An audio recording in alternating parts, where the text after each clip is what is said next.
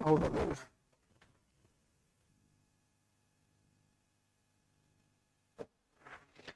Okay, good morning all of you, very good morning सभी को। और आज की जो एक क्लास है हमारी, ये होगी मैग्नेटिज्म पे, चुंबकत्व पे। ठीक है, तो एक बार से कंप्लीट करते हैं, फिर जो साइंस 9 वाले बच्चे हैं, बहुत लंबा साथ रहा इनके साथ में, तो साइंस 9 को हम समाप्त करेंगे। मैग्नेटिज्म वाला जो चैप्टर है, इसमें एक्चुअली में जो वनडे कॉम्पिटिटिव एग्जाम होते हैं अपने, जैसे कि एसएससी का, पीसीएस का, इनमें कोई खास ऐसे क्वेश्चन आते नहीं है, थोड़ा टफ सा भी रहता है, पर इसमें जो कुछ पेपर में क्वेश्चन आए हुए हैं, जैसे उसने पूछे हुए हैं या पूछ सकता है, उन सब चीजों को हम फोकस करेंगे। ठीक है, good morning sir, I will look at the moment, Bablu कह रहे हैं ब्रजेश, गुड मॉर्निंग सभी को, आते रहो भाई। तो जितना भी इसमें पेपर में पूछा गया है, पूछ सकता है, वो सब जरूर देखें क्लास के अंदर। तो आज हम चैप्टर पढ़ेंगे इलेक्ट्रिसिटी। देखो मैं आपको पढ़ा चुका हूं, अब ये है मैग्नेटिज्म। इलेक्ट्रिसिटी से मेनली क्वेश्चन आते हैं पेपर में, अगर पूछता भी है इस टॉपिक से तो हम मैग्नेटिज्म, चुंबक तो पढ़ने वाले हैं आज। चुंबक तो ठीक है, मैग्नेटिज्म, चुंबक तो इसमें सबसे पहले बच्चे हम बात करेंगे नेचुरल मैग्नेट क्या होती है, प्राकृतिक चुंबक क्या होती है, वहां से स्टार्ट करेंगे और धीरे धीरे आगे लेवल को बढ़ाएंगे। ठीक है, गुड मॉर्निंग जेके भाई। तो यहां से हम लिखेंगे सबसे पहले नेचुरल मैग्नेट, प्राकृतिक चुंबक, नेचुरल मैग्नेट, प्राकृतिक चुंबक। नेचुरल मैग्नेट से हम स्टार्ट करेंगे। Sujeet, Priyanka, very good morning all of you. ठीक है भाई, तो जो प्राकृतिक चुंबक क्या है, जैसे कि एशिया माइनर एक जगह है, उसमें स्टेट है मैग्नेशिया। एशिया माइनर ये एशिया और यूरोप के तो मतलब कुछ हिस्से बॉर्डर पे समझ लो आप एक तरीके से। तो एशिया माइनर करके एक जगह है, उसके मैग्नेशिया नाम का एक स्टेट है। उस मैग्नेशिया नाम का जो स्टेट है उसमें काले भूरे रंग का यानी ब्लैक ब्राउन सा एक पत्थर मिलता है, ब्लैक ब्राउन टाइप से का, जो कि लोहे की चीजों को, आयरन की चीजों को अपनी तरफ को अट्रैक्ट करता है। तो उसे हम कहते हैं नेचुरल चुंबक। जो आप देखते हैं ना काला सा पत्थर जो आप देखते हैं, ये हमारा मैग्नेट। अब बात यह है कि चलो जब शुरुआत में लोगों को वो पत्थर पाया होगा और किसी लोहे की चीज को उसने अपनी तरफ खींचा होगा, तो उन्हें लगा भाई बहुत ही गजब की चीज है, पता नहीं क्या है ये। अब बाद में जब पता किया कि भाई प्राकृतिक चुंबक होता क्या है, तो पता चला कि जो नेचुरल मैग्नेट है ना, जो प्राकृतिक चुंबक है, ये लोहे का एक अयस्क है। ये है एक आयरन ओर, लोह अयस्क। तो आयरन जो है बच्चे, ये मान लो कि आयरन ने किसी के साथ रिएक्शन कर ली, मान लो आयरन ने ऑक्सीजन के साथ रिएक्शन करी और कुछ बना लिया। ठीक है सादिक, गुड मॉर्निंग। तो जैसे मान लो कि लोहा अलग अलग चीजों के साथ रिएक्शन करके कुछ नई चीज बना ले, तो हमने बोलेंगे कि वो लोह अयस्क हैं, वो लोहे की फैमिली से बिलोंग करते हैं। आप ऐसा मान सकते हैं, जगन्नाथ नामराम लोह अयस्क। तो अगर आपसे कोई पूछ ले कि मैग्नेट क्या है, प्राकृतिक चुंबक क्या है, बोलेंगे यह एक लोह अयस्क है, यह एक आयरन ओर है। केमिस्ट्री में आपने पढ़े होंगे ना, ओर होते हैं, अयस्क होते हैं अलग अलग चीजों के। तो ऐसे आयरन ओर है, एक लोह अयस्क है। अच्छा, लोहे के तो बहुत सारे अयस्क हैं, बहुत सारे और हैं, तो ये कौन सा है? तो प्राकृतिक चुंबक एक लोह अयस्क है, जिसका नाम है बच्चे मैग्नेटाइट, जिसका नाम है मैग्नेटाइट, इसका नाम है मैग्नेटाइट। अब यहां तक की बात सीजल 2013 के री एग्जाम में बताई गई थी। उसने हमारे से कहा था कि जो प्राकृतिक चुंबक है वो लोहे का एक अयस्क है, जिसका नाम मैग्नेटाइट है। उसने खुद कहा। और पता क्या पूछा आपसे कि इस मैग्नेटाइट का फॉर्मूला क्या है? ये पेपर में आया क्वेश्चन है एसएससी के सीजल 2013 के री एग्जाम में। वो पेपर एक्चुअली में कैंसिल हो गया था, तो उसके री एग्जाम में आया था ये। तो ये बच्चा बताएगा कि मैग्नेटाइट का फॉर्मूला क्या है। हम बोलेंगे इसका फॉर्मूला है Fe3O4। तो Fe लोहा है, ये ऑक्सीजन है, Fe3O4। तो आपको इस मैग्नेटाइट का बच्चे फॉर्मूला याद रखना है, Fe3O4। ठीक है, कीर्ति कह रही है कि बफरिंग हो रहा है, कीर्ति आपके में ही हो रहा है, बाकी बच्चों का तो किसी कमेंट नहीं आया मेरे पास में अभी तक बफरिंग बुफरिंग का, ठीक है, केवल आपको ही आया अभी तक। तो हो सकता है कि आपके नेट वेट में कुछ दिक्कत हो, ये भी तो पॉसिबल है, ठीक है। अब आते हैं यहाँ पर, ध्यान समझो। अब ये तो बच्चे बात हो गई नेचुरल मैग्नेट की, कि एक लोहा अयस्क है जिसका नाम मैग्नेटाइट होता है और जिसका फॉर्मूला Fe3O4 है। अब इस मैग्नेट के बारे में हम कुछ बातें समझेंगे। देखो हमारे पास में अगर मैं एक सिंपल सा एग्जाम्पल ले लूं बार मैग्नेट का, तो आप सभी को पता है कि जो मैग्नेट होती है इसमें होते हैं दो पोल, एक होता है नॉर्थ और एक होता है साउथ, एक उत्तरी ध्रुव एक दक्षिणी ध्रुव। अच्छा, नॉर्थ और साउथ पोल ही क्यों कहते हैं, अब उस पर भी आएंगे हम।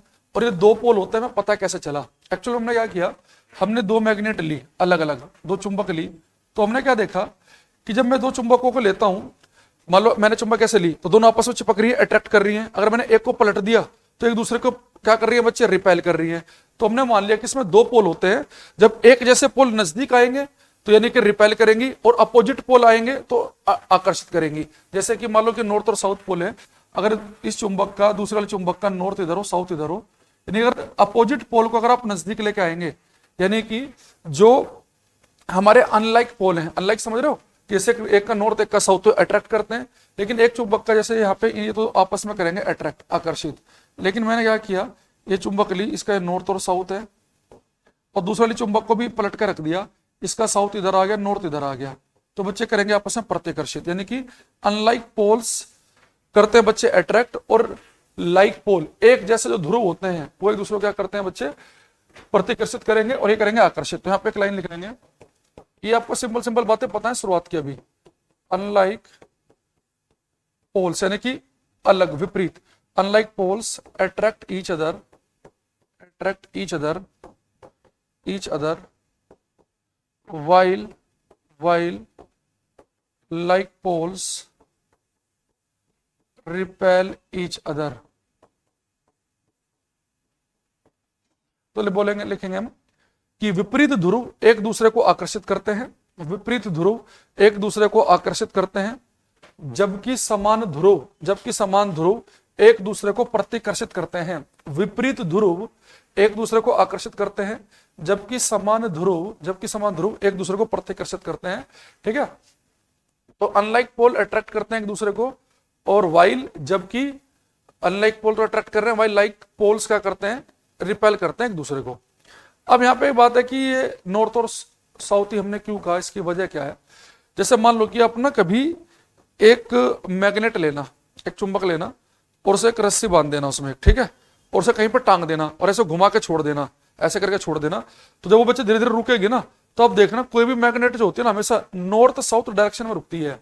यानी कि हमेशा कोई भी जो चुंबक है अगर आप उसे हिला पिला के भी छोड़ दोगे ना, ऐसे करके छोड़ दोगे, तो हमेशा वो नॉर्थ और साउथ में रुकती है। तो उसका जो हिस्सा नॉर्थ की तरफ को होगा उसे हम नॉर्थ पोल बोल देंगे, और जो हिस्सा साउथ की तरफ को होगा उसे हम साउथ पोल बोल देंगे।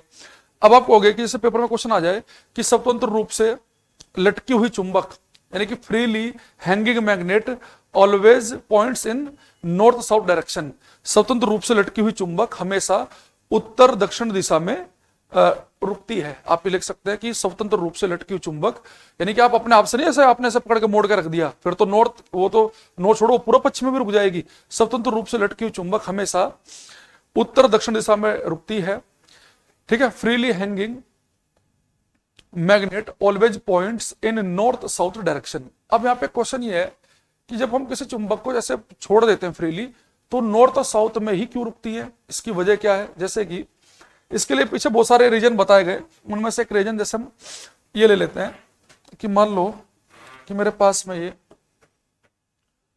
धरती है, अर्थ है ये, ठीक है, और ये जो बच्चे अर्थ है, ये अर्थ जो है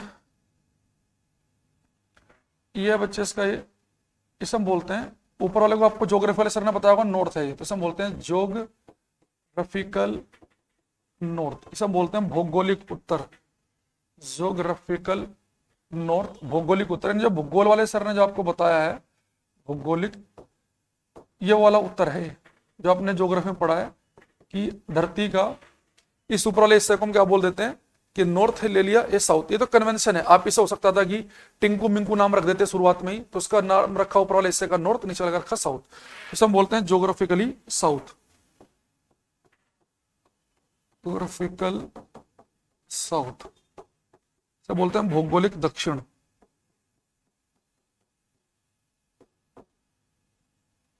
भौगोलिक दक्षिण। और जो बच्चे जो लाइन है ना ये ज्योग्राफिकली नॉर्थ और ज्योग्राफिकल साउथ को जो जोड़ रही है, इसे हम बोल देते हैं ज्योग्राफिकल एक्सिस, एक्सिस, भौगोलिक अक्ष, इसे हम बोल देंगे भौगोलिक अक्ष। यहां तक तो कोई दिक्कत नहीं है। अब ये क्या बच्चे, अपना नॉर्थ और ये अपना क्या, साउथ। अब जब ने किसी चुंबक को स्वतंत्र रूप से लटकाया तो हमेशा नॉर्थ और साउथ में रुकती है। इसकी एक वजह ये बताई गई कि जो हमारी धरती माता है, ये कुछ ऐसे बिहेव करती हैं हमारी धरती माता, जैसे इनके गर्भ में एक बहुत बड़ा चुंबक रखा हो। अर्थ ऐसे बिहेव करती है कि इनके गर्भ में एक बहुत बड़ा चुंबक रखा है, और जो अंदर चुंबक रखा है ना धरती के गर्भ में,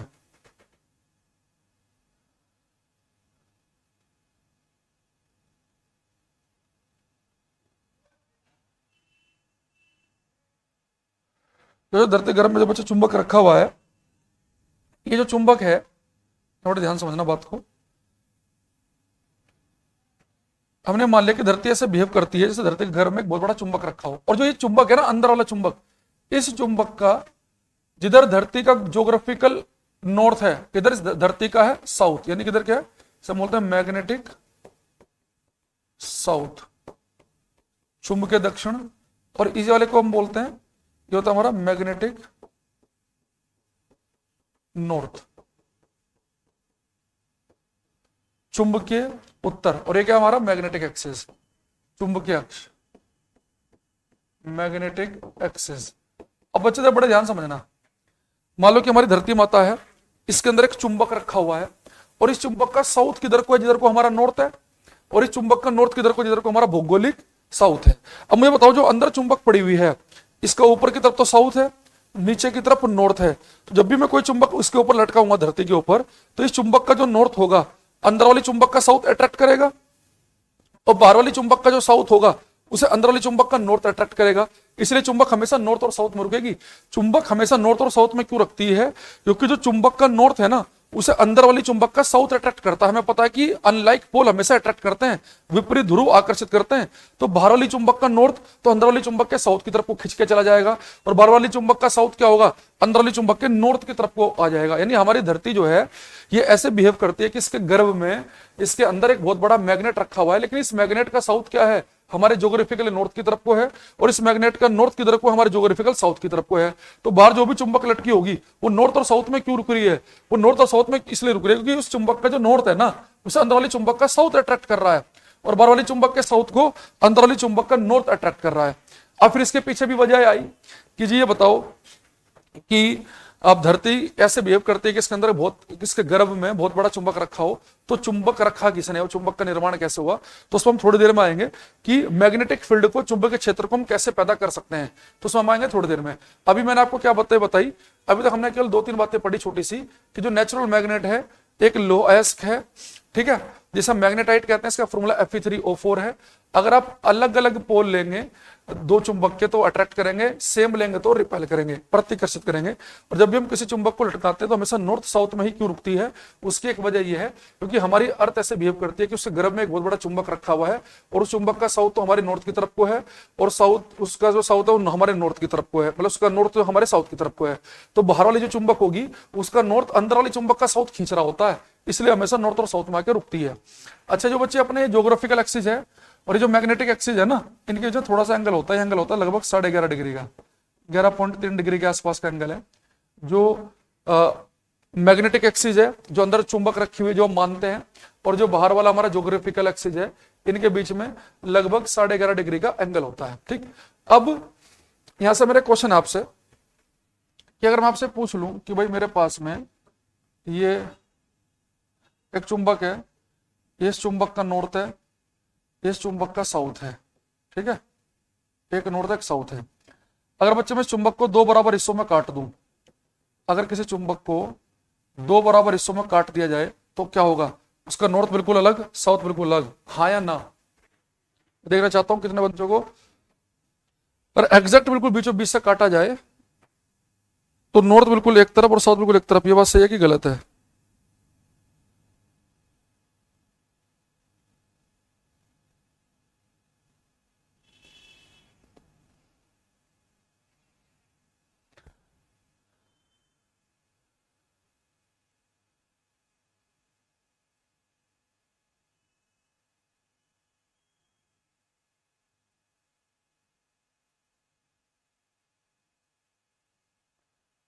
तो दोनों नॉर्थ साउथ अलग।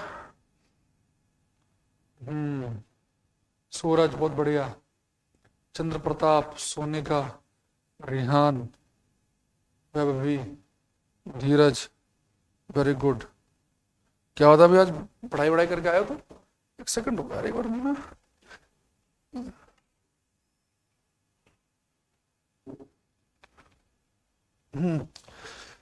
तो बिल्कुल सही बात आपकी। देखो, अगर आप बच्चे किसी चुंबक को दो बराबर इससे तोड़ो, छोड़ो, अगर आप इस चुंबक को अगर बिलियंस बार, अरबों खरबों बार भी तोड़ दोगे ना, इसे एक एक एटम में तोड़ दोगे, तो उसके अंदर भी नॉर्थ और साउथ दोनों पोल होंगे।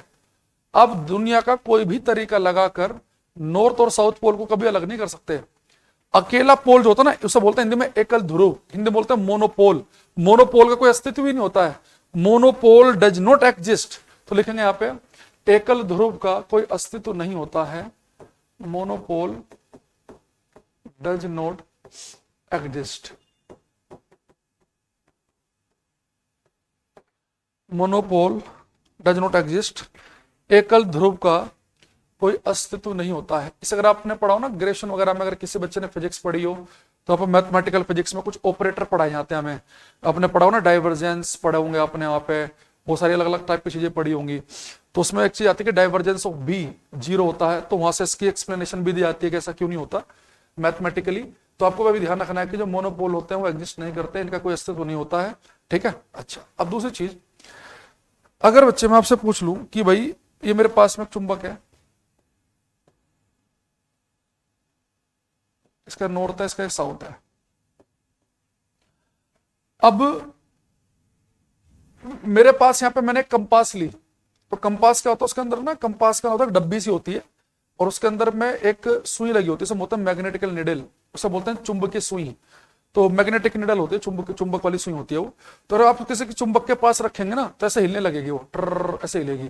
तो अगर वो मैग्नेटिक निडल हिलने लगे तो इसका मतलब ये है कि वो बता रही है कि वो किसी मैग्नेटिक फील्ड में रखा गया है, उसे चुंबकीय क्षेत्र में रखा गया, तभी हिल रही है वो, ठीक है। अब मैंने मान लो कि यहाँ पे एक मैग्नेट थी, यहाँ पे एक मैंने कंपास रखी, तो कंपास हिलेगी और घूम के वो नॉर्थ डायरेक्शन में रुक जाएगी, वो नॉर्थ डायरेक्शन की तरफ रुकती है मैग्नेटिक निडल। अब मुझे एक चीज बताओ, चुंबक तो यहाँ रखी है लेकिन कंपास रखी है मेरे पिछले वाले रूम में या छत पर रखी है, क्या कंपास हिल जाएगी क्या? नहीं। यानी इसका मतलब ये है कि जो कंपास होती है ना, मैग्नेट के आसपास एक पर्टिकुलर एरिया में हिलती है। इसका मतलब यह है कि किसी भी मैग्नेट के आसपास एक ऐसा एरिया है, एक ऐसा क्षेत्र है जिसमें कि मैग्नेटिक निडल पर, चुंबकीय सुई पर एक फोर्स लगता है, इसलिए सुई हिलती है। तो जिस क्षेत्र में कंपास के अंदर की सुई हिलने लग जाए उसे हम बोलते हैं मैग्नेटिक फील्ड, चुंबकीय क्षेत्र। तो किसी भी चुंबक के आसपास एक क्षेत्र होता है, किसी भी मैग्नेट के आसपास एक एरिया होता है जिसमें अगर आप दूसरी मैग्नेट को रख दो तो उस मैग्नेट पे फोर्स लगना शुरू हो जाए। जैसे कि आपने कंपास रखी, कंपास में तो मैग्नेट ही है, वो मैग्नेटिक निडल ही तो है। तो the area around a magnet in which another magnet can feel a force, that area is called magnetic field. तो किसी चुंबक के आसपास का वो क्षेत्र जिसमें दूसरी चुंबक पर बल लगने लगे, दूसरी चुंबक पर फोर्स लगने लगे, उसे हम क्या बोलेंगे? मैग्नेटिक फील्ड बोलेंगे। जैसे एक चुंबक यहाँ है, दो चुंबक आपस में तो अट्रैक्ट करती हैं, रिपेल करती हैं, पर वो नजदीक होनी चाहिए, मैग्नेटिक फील्ड में होनी चाहिए, एक दूसरे के क्षेत्र में होनी चाहिए। यानी कि एक चुंबक यहाँ रखी है, रखिए 10 किलोमीटर दूर, तो दोनों चुंबक आके चिपक जाएंगी, नहीं। तो किसी भी चुंबक के आसपास का एक क्षेत्र होता है जिस क्षेत्र में दूसरी मैग्नेट पर फोर्स लगता है। तो उस मैग्नेटिक फील्ड को दिखाने के लिए बच्चे हम यूज करते हैं मैग्नेटिक लाइन ऑफ फोर्स का, चुंबकीय बल रेखा होगा, मैग्नेटिक लाइंस ऑफ फोर्स, चुंबकीय बल रेखा होगा। अब जो चुंबकीय बल रेखाएं हैं, पेपर में इनकी डायरेक्शन पूछता है, तो मैग्नेटिक लाइंस ऑफ फोर्स जो है, चुंबकीय जो बल रेखाएं हैं, ये बच्चे नॉर्थ से निकलती हैं और साउथ में घुसती हैं। नॉर्थ से निकलेगी साउथ में घुसेंगी, लेकिन चुंबक के अंदर इनकी डायरेक्शन होगी साउथ टू नॉर्थ। याद रखना, जो चुंबकीय रेखाएं हैं, जो बच्चे मैग्नेटिक लाइन ऑफ फोर्स हैं, इनकी डायरेक्शन होती है north to south outside the magnet, और मैग्नेट के अंदर होती है साउथ से नॉर्थ, तो बाहर क्या होगी, नॉर्थ से साउथ, अंदर होगी साउथ से नॉर्थ। ठीक है, तो मैग्नेटिक लाइन ऑफ फोर्स, चुंबकीय बल रेखाएं जो हैं मैग्नेटिक, इनके बारे में कुछ बातें हम पढ़ेंगे। मैग्नेटिक लाइन्स ऑफ फोर्स, चुंबकीय बल रेखाएं, चुंबकीय जो बल रेखाएं हैं, चुंबकीय बल रेखाएं, बल रेखाएं, एक तो इनके डायरेक्शन आपको ध्यान रखना है, इनकी दिशा क्या होती है, इनकी डायरेक्शन होती है बच्चे north to south outside the magnet, outside the magnet,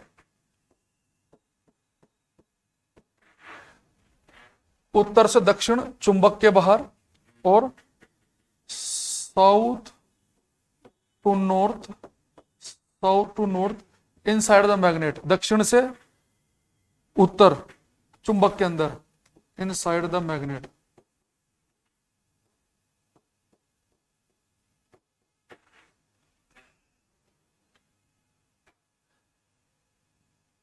दूसरी चीज मुझे बताओ बच्चे कि अब क्या दो मैग्नेटिक लाइन ऑफ फोर्स, क्या दो चुंबकीय रेखाएं एक दूसरे को कभी काट सकती हैं क्या? क्या दो चुंबकीय रेखाएं एक दूसरे को कभी काट सकती हैं, हाँ या ना? और अब 10th क्लास का मैं रिवीजन करा रहा हूं। दो चुंबकीय रेखाएं क्या कभी एक दूसरे को काट सकती हैं? मैग्नेटिक लाइन ऑफ फोर्स कभी एक दूसरे को काट सकते हैं कि नहीं?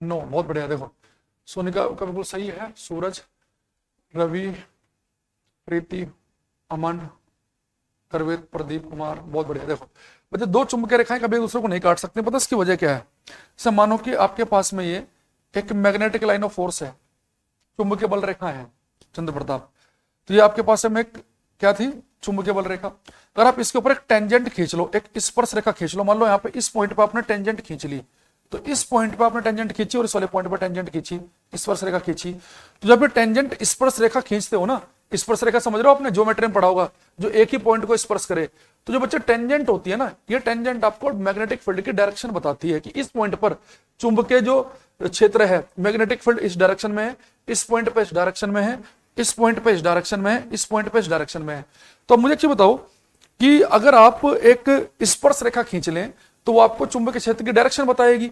अगर दो मैग्नेटिक लाइंस ने एक दूसरे को कट कर दिया तो आप इस पॉइंट पर ये भी टेंजेंट खींच सकते हैं और ये भी टेंजेंट खींच सकते हैं, तो एक ही पॉइंट पर यानी एक ही बिंदु पर आपके पास में दो डायरेक्शन आ गए मैग्नेटिक फील्ड की। भाई आपको पता है कि any tangent on A magnetic field of line shows direction of magnetic field, यानी कि किसी चुंबकीय रेखा के किसी बिंदु पर खींची गई स्पर्श रेखा चुंबकीय क्षेत्र की दिशा बताती है। तो अगर ये दोनों आपस में कट करेंगी तो इसका मतलब है कि उस पॉइंट पर आप दो टेंजेंट खींच सकते हैं, दो स्पर्श रेखा खींच सकते हैं, तो वहां पे चुंबकीय क्षेत्र की दो दिशा हो जाएगी, और एक ही पॉइंट पर चुंबकीय क्षेत्र की दो दिशा तो हो नहीं सकती। तो इसका मतलब हो गया ना, टाइम से आया करो एक, तो इसका मतलब ये हो गया कि दो मैग्नेटिक लाइन ऑफ फोर्स कभी एक दूसरे को कट नहीं करेंगे। तो लिखेंगे two magnetic line of force never cut each other, दो चुंबकीय बल रेखाएं कभी भी एक दूसरे को नहीं काटती हैं, तो चुंबकीय बल रेखाएं कभी भी एक दूसरे को नहीं काटते हैं। Two magnetic lines of forces never cut each other, never cut each other, दो चुंबकीय बल रेखाएं कभी भी एक दूसरे को नहीं काटती हैं, दो चुंबकीय बल रेखाएं कभी भी एक दूसरे को नहीं काटते हैं।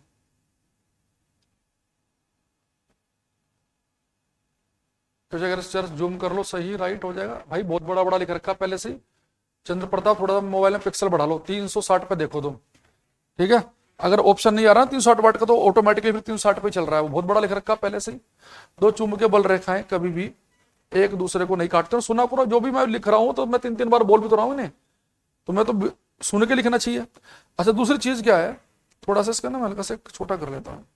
एक चीज और बताऊं मुझे आप, कि अगर कहीं पे मैग्नेटिक लाइन ऑफ फोर्सेज नजदीक हैं, अगर चुंबकीय बल रेखाएं अगर नजदीक हैं, तो इसका मतलब है कि closeness of magnetic field of lines, ठीक है, अगर इनके बीच में गैप कम है, यानी बहुत क्लोज हैं, तो इसका मतलब ये है कि स्ट्रॉन्ग मैग्नेटिक फील्ड को शो करती हैं। अगर चुंबकीय बल रेखाएं नजदीक हैं, बहुत ही क्लोज हैं, तो ये स्ट्रॉन्ग मैग्नेटिक फील्ड को शो करती हैं। स्ट्रॉन्ग मैग्नेटिक फील्ड यानी कि चुंबकीय क्षेत्र वहां पर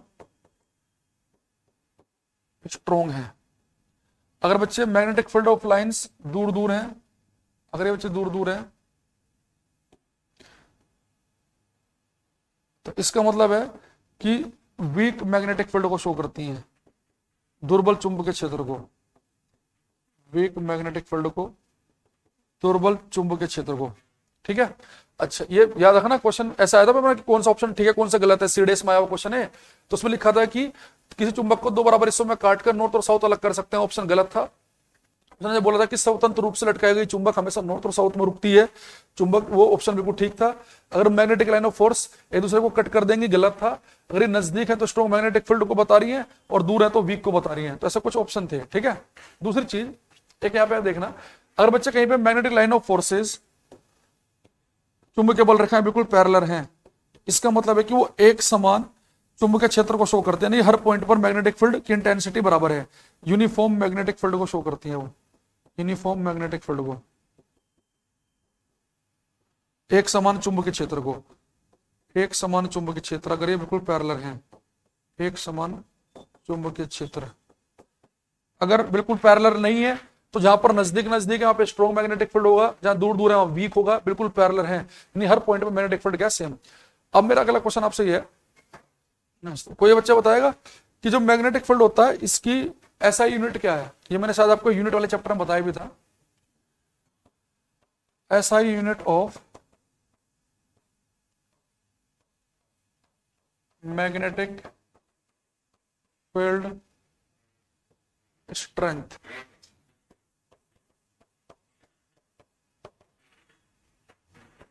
चुंबकीय क्षेत्र की तीव्रता का SI मात्रक, इसकी SI यूनिट क्या होती है बच्चे, नहीं गॉस नहीं, सूरज टेस्ला होती है, सोने का से होता है टेस्ला, ठीक है, तो इसकी SI यूनिट होगी टेस्ला। अगर आप इसके सीजीएस सिस्टम में लिखना चाहते हो, in CGS system centimetre gram second वाला सीजीएस सिस्टम में इसकी बच्चे यूनिट होती है गॉस, ठीक है। और आपको ये बात याद रखनी है कि एक टेस्ला 10 की पावर 4 गॉस के बराबर होता है, ये इंपॉर्टेंट है, एक टेस्ला 10 की पावर 4 गॉस के बराबर। एक बार इसे उतार लो, इसमें मैग्नेटिक फील्ड जो है इसकी यूनिट आती है पेपर में, ठीक है।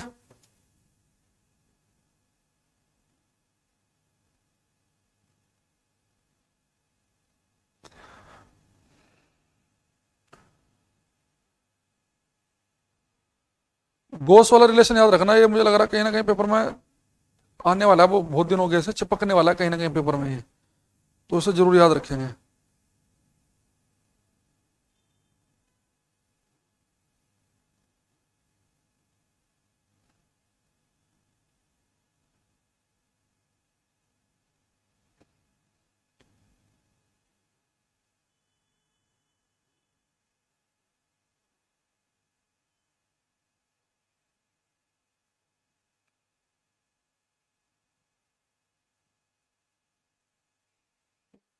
ठीक है, डेटा स्लो चल रहा है सर, वेबर पर मीटर स्क्वायर भी होती है कि हाँ बिल्कुल होती है, इसकी एक यूनिट और है, ऐसा यूनिट टेस्ला या वेबर पर metre square,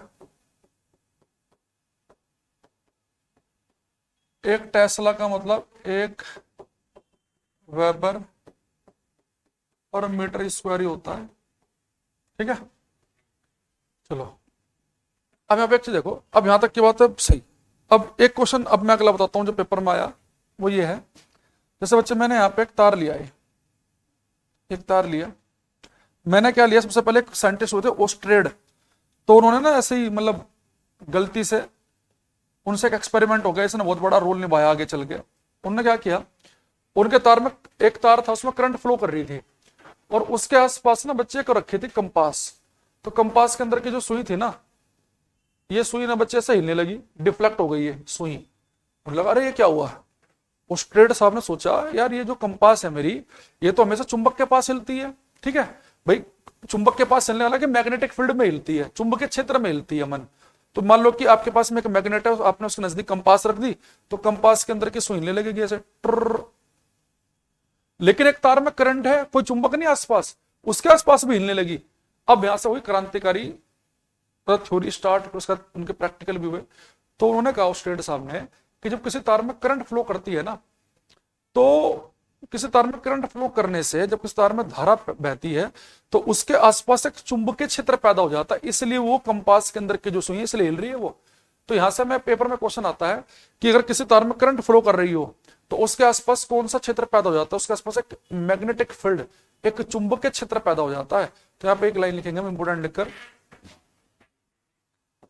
current carrying conductor, current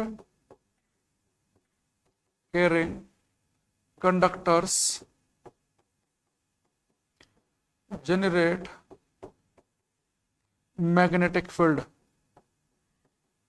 Hindi में लिखेंगे धारावाही चालक चुंबकीय क्षेत्र उत्पन्न करते हैं, धारावाही चालक चुंबकीय क्षेत्र उत्पन्न करते हैं। Current carrying conductor generates magnetic field, धारावाही चालक चुंबकीय क्षेत्र पैदा करते हैं। अभी जो बच्चे चुंबकीय क्षेत्र पैदा हुआ, ये चुंबकीय क्षेत्र किस किस बात पर डिपेंड करेगा, कैसे होगा, उसे एक बार यहां पे देखना आप ध्यान से। जैसे मान लो मेरे पास में के तार है, इस तार में एक करंट फ्लो कर रही है आई, मैंने इस तार का एक छोटा सा हिस्सा ले लिया जिसकी लंबाई डेल्टा एल है। डेल्टा का मतलब कि छोटी सी लंबाई है डेल्टा एल, और इसकी वजह से मैं इस पॉइंट पर, ये पी पॉइंट मान लिया मैंने, और ये जो पॉइंट को इस तार से जो लाइन मिला रही है और ये तार है, इनके बीच में एंगल ले लिया थीटा। तो एक मेरे पास तार है बच्चे, इस तार में करंट अगर आई फ्लो कर रही है तो आपको पता इतने हिस्से में भी तो करंट आई फ्लो करेगी, पूरा तार तो एक ही है। तो इस छोटे से हिस्से की वजह से मुझे यहाँ पर मैग्नेटिक फील्ड चेक करना है कि अगर किसी तार में करंट हो तो जो मैग्नेटिक फील्ड पैदा होगा, चुंबकीय क्षेत्र पैदा होगा। देखो बहुत आराम से पढ़ा रहा हूं मैं टॉपिक है, क्योंकि थोड़ा सा अजीब सा टॉपिक है, तो इसलिए मैं बिल्कुल जो काम के क्वेश्चन है केवल वो कराऊंगा इस टॉपिक में, इसलिए बिल्कुल सबसे लास्ट में बचा के रखता हूं इसे मैं, ठीक है। अब इस पॉइंट बच्चे में निकालना है मैग्नेटिक फील्ड, चुंबकीय क्षेत्र। तो अगर मैंने छोटा हिस्सा लिया, इसका नाम था, इसकी लंबाई थी डेल्टा एल, तो छोटे से किसी की वजह से जो चुंबकीय क्षेत्र पैदा होगा उसे मैं कहता हूं डेल्टा बी। देखो मैग्नेटिक फील्ड को बी से शो करते हैं हम, तो छोटे से हिस्से की वजह से चुंबकीय क्षेत्र पैदा होगा, उसे लिखा मैंने डेल्टा बी। पता किसके बराबर होता है वो था बच्चे I delta L sine theta upon R square के, और यहाँ पे कॉन्स्टेंट होता है। अभी पहले इस बात पे ध्यान दो, ये मैंने लिखा क्या, आर का मतलब तो ये हो गया कि तार से जिस पॉइंट पे चुंबकीय क्षेत्र निकाल रखे हैं वहां तक की दूरी, यानी मुझे पता करना अगर मुझे इस पॉइंट पे मैग्नेटिक फील्ड निकालना है तो बच्चे मैग्नेटिक फील्ड एक तो इस बात पर डिपेंड करेगा कि तार में करंट कितनी ज्यादा है, दोनों एक ही लाइन में प्रोपोर्शनल है, समानुपाती। यानी तार में जितनी ज्यादा आप करंट फ्लो कराओगे, जितनी ज्यादा तार में करंट होगी, इसका मतलब यह है कि उतना ही ज्यादा मैग्नेटिक फील्ड पैदा होगा। तो एक तार में 1 एम्पियर करंट है, एक में 5 एम्पियर करंट है, दोनों से अगर सेम दूरी के 2 पॉइंट हैं तो ज्यादा प्रबल मैग्नेटिक फील्ड कहां पैदा होगा, जिसमें करंट ज्यादा फ्लो कर रही है, ठीक है। तो मैग्नेटिक फील्ड क्या होगा बच्चे, जहां करंट ज्यादा होगी। दूसरा, ये मैग्नेटिक फील्ड इससे भी डिपेंड करेगा कि आपने तार की लंबाई कितना हिस्सा लिया। अगर आपने छोटा सा हिस्सा लिया तो मैग्नेटिक फील्ड भी कमी इंटेंसिटी का पैदा होगा, लंबा तार लिया तो मैग्नेटिक फील्ड भी क्या होगा, ज्यादा। यानी कि एक तो जो मैग्नेटिक फील्ड पैदा होगा चुंबकीय क्षेत्र, तार में लंबाई पर भी डिपेंड करेगा और तार के अंदर की करंट पे भी डिपेंड करेगा। दूसरा, इस बात पे भी डिपेंड करेगा कि एंगल कितना है, ये अपने एंगल कितना लिया हुआ है, ठीक है, क्योंकि इससे थीटा आ गया। और एक बच्चे ये इनवर्सली प्रोपोर्शनल है आर स्क्वायर के, यानी कि अगर दूरी बढ़ेगी तो मैग्नेटिक फील्ड कमजोर होगा। आपको सोचो तार में करंट तो फ्लो कर रही है यहाँ, और आप मैग्नेटिक फील्ड निकालना चल रहे हो 5 किलोमीटर दूर, तो वहां पे मैग्नेटिक फील्ड आएगा क्या, नहीं।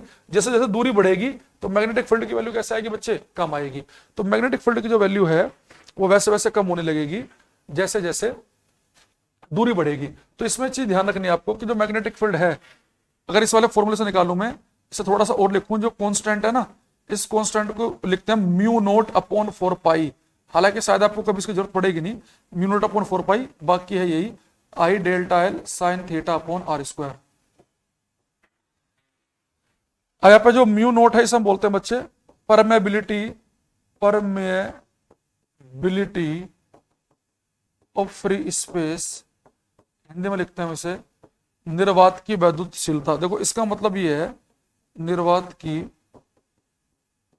वैद्युतशीलता। एक्चुअली में हमने ये मान रखा है यहाँ पे कि इस तार के पास जिस पॉइंट पर मैग्नेटिक फील्ड निकाल रहे हैं ना, इनके बीच में वैक्यूम में कुछ मीडियम नहीं है, हवा पानी कुछ नहीं है। अगर आप कोई भी मीडियम भर दोगे ना तो मीडियम कितना परमिट करेगा मैग्नेटिक फील्ड को, उस पर तो डिपेंड करेगा। भाई मान लो कि आपके पास एक तार है, यहाँ पे आपको मैग्नेटिक फील्ड चाहिए, बीच में आपने पानी भर रखा तो कुछ और आएगा, बीच में आपने रेत भर रखा तो कुछ और आएगा, हवा है तो कुछ और, वैक्यूम है तो कुछ और। तो परमेबिलिटी मतलब कितना परमिट करेगा, परमिबिलिटी ऑफ फ्री स्पेस क्यों लिया हमने, क्योंकि हमने मान रखा कि दोनों के बीच में वैक्यूम है भी। तो अगर आपने मान लो कि यहाँ पे कुछ और मीडियम भर दिया तो फिर हम परमेबिलिटी ऑफ मीडियम लिखेंगे, वो माध्यम लिखेंगे जो माध्यम इनके बीच में होगा। ठीक है, तो अभी मुझे केवल आपको क्या होता है ना, पेपर में क्या आ सकता है कि अगर किसी तार में करंट हो तो उसके पास जो चुंबकीय क्षेत्र पैदा होगा वो दूरी पे कैसे निर्भर करता है। तो ये क्वेश्चन आया हुआ है, तो दूरी के वर्ग के, दूरी के स्क्वायर के व्युत्क्रमानुपाती इनवर्सली प्रोपोर्शनल होता है, उसे याद रखना है। और आप चाहो तो ये म्यू नोट अपॉन 4 पाई की वैल्यू भी याद रख सकते हो, होता 10⁻⁷ न्यूटन पर मीटर स्क्वायर। इसके लिए 10⁻⁷ न्यूटन पर मीटर स्क्वायर, यहां तक का एक बार उतार लेंगे, न्यूटन पर मीटर स्क्वायर, यहां तक का उतारो एक बार। वैसे इसमें ध्यान रखना है कि जो चुंबकीय क्षेत्र है ना, एक तो किस बात पर डिपेंड कर रहा है बच्चे, वो कि दूरी कितनी है, वो दूरी बड़ी इंपॉर्टेंट है। और इसके अलावा मैंने और क्या बताया आपको, म्यू नोट का वैल्यू बताया था सूरज, ये म्यू नोट का वैल्यू क्या, म्यू नोट अप की वैल्यू हो जाएगी 4.10⁻⁷ न्यूटन पर, क्या लिख दिया, न्यूटन पर, सॉरी न्यूटन पर एम्पियर स्क्वायर। तो अगर आपको म्यू नोट की वैल्यू चाहिए क्या नाम है सूरज, तो एक काम करो भाई, आप एक काम कर सकते हैं, ये म्यू नोट की अगर आपको वैल्यू चाहिए तो 4 पाई को इधर ले जाओ, गुणा 10⁻⁷ न्यूटन पर एम्पियर स्क्वायर।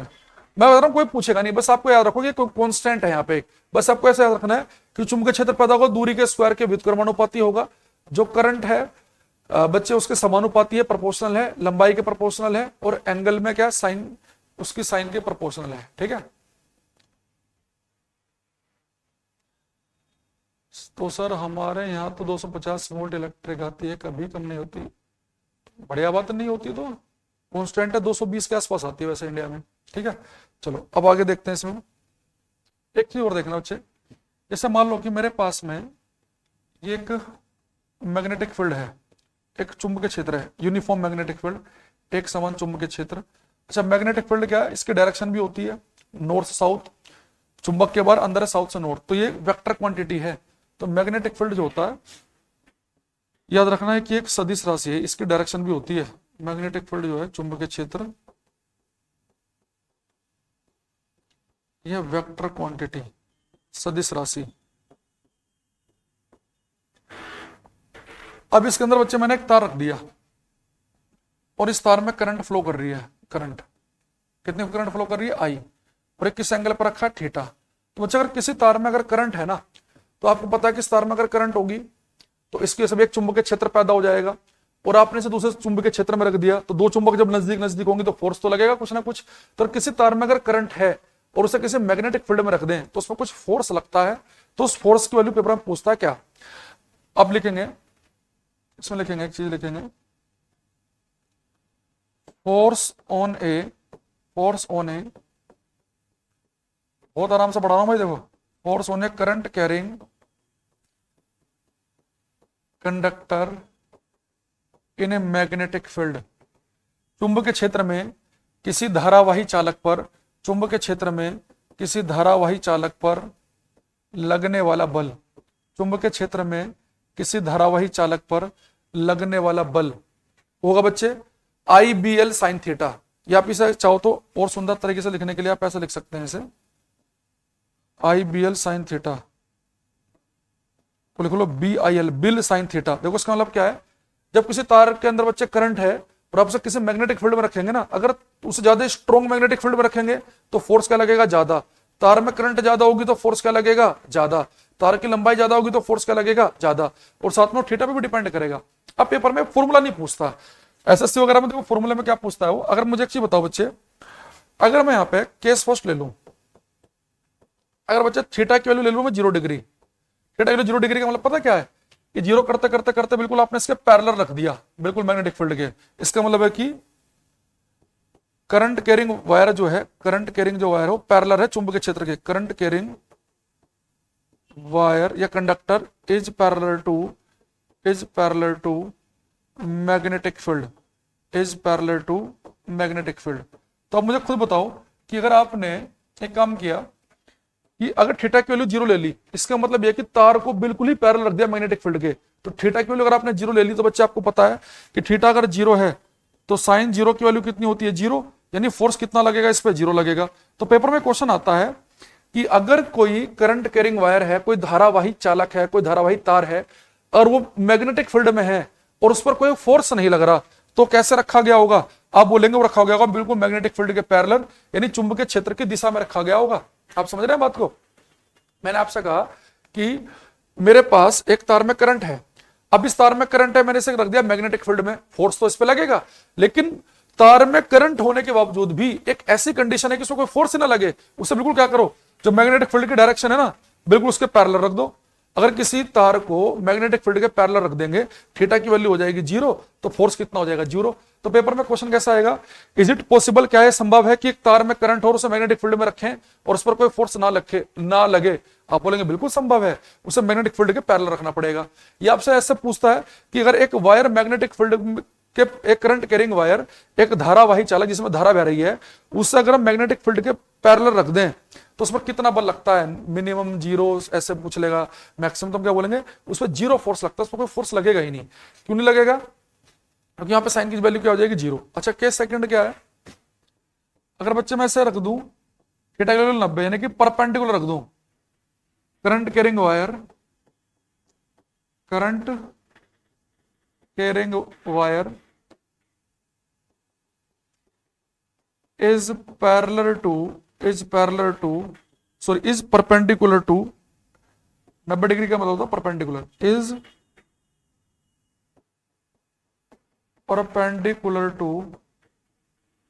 perpendicular to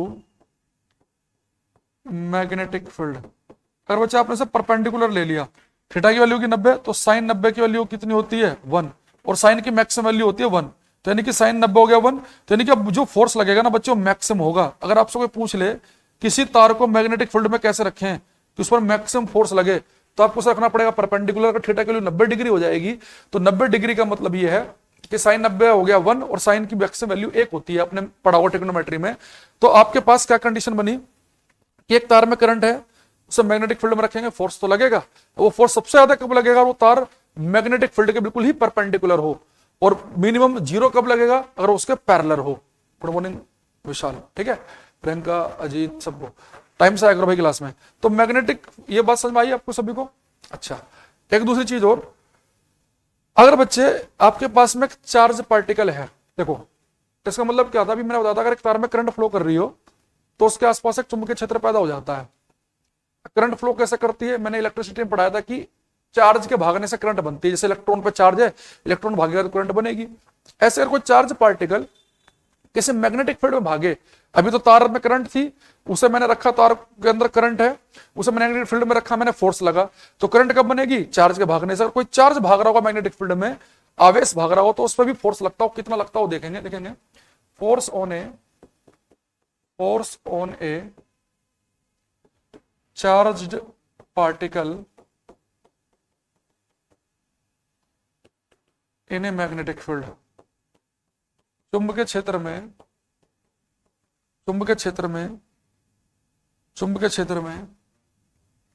किसी आवेशित कण पर लगने वाला बल, हिंदी में लिखेंगे चुंबकीय क्षेत्र में किसी आवेशित कण पर लगने वाला बल।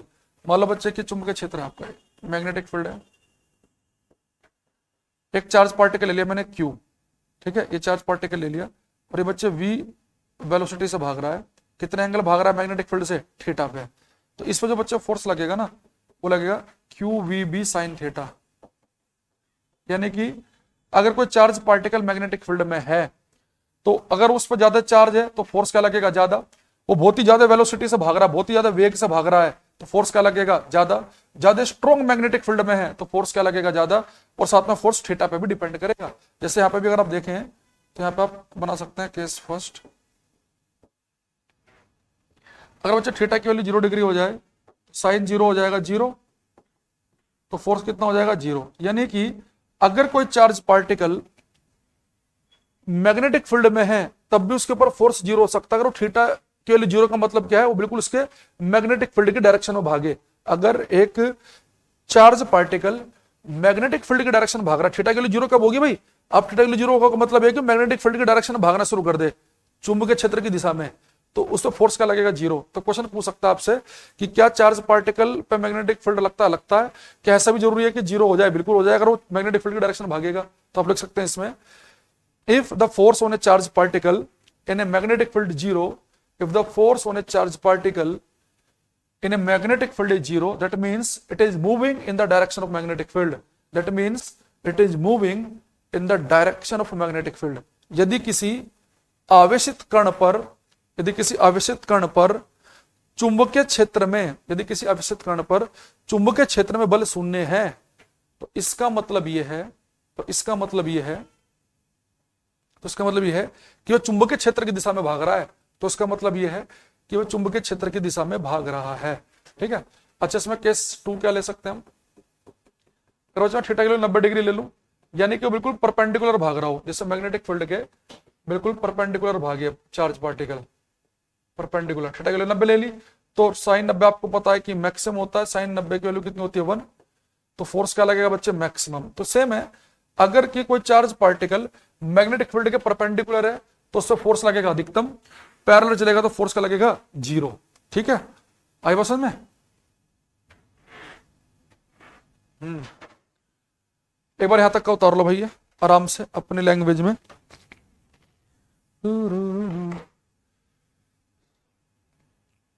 सर ये देखकर बड़ा अच्छा लगता है कि आपका उद्देश्य केवल कोर्स कंप्लीट कराना नहीं है। अच्छा हाँ भाई, खाली अगर कोर्स कंप्लीट करना हमारा उद्देश्य होता, तुम तो पता नहीं कब से बोल रहे हो कि जी कब खत्म होगा, तो कब को उड़ा देते हम।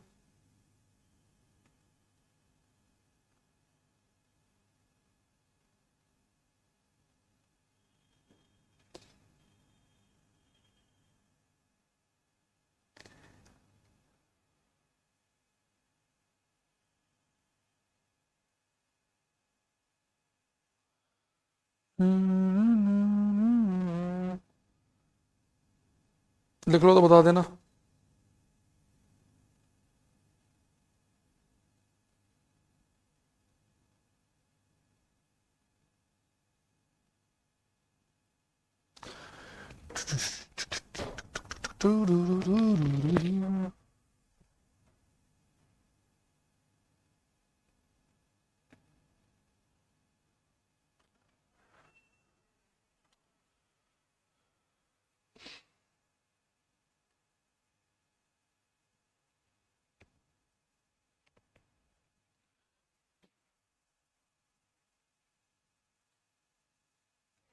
ठीक है, गोविंद जी के बैच से बढ़िया आपने कराया, ऐसे मत बोलो भाई। सेकेंड सर पहले मुझे नहीं आता था, अब आने लगा, बहुत बढ़िया। चलो चंद्र प्रकाश देखो। अच्छा एक चीज और देखेंगे आप, तो लिखेंगे हाँ,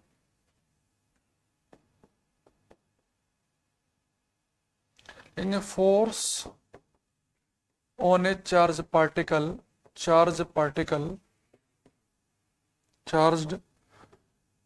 पार्टिकल इन इलेक्ट्रिक फील्ड। एक इलेक्ट्रिक फील्ड को भी लिया है, मैं लिखेंगे वैद्युत